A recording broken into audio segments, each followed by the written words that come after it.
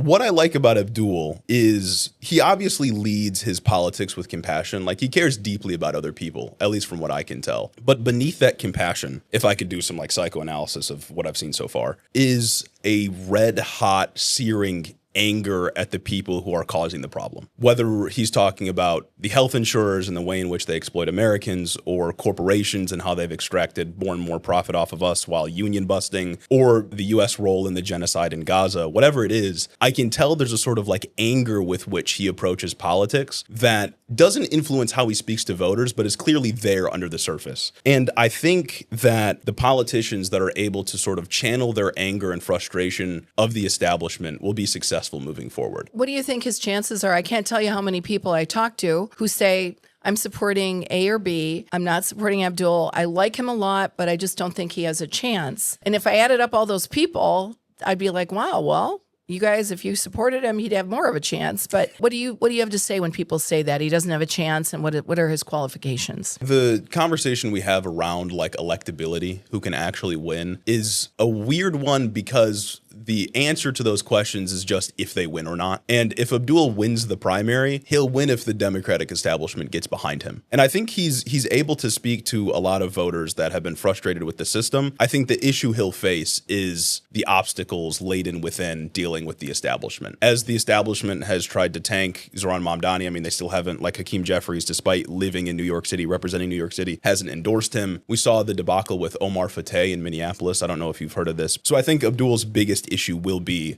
contending with those forces. And I hope after the primary, when I hope that he wins, the vote blue no matter who crowd shows up and votes blue no matter who.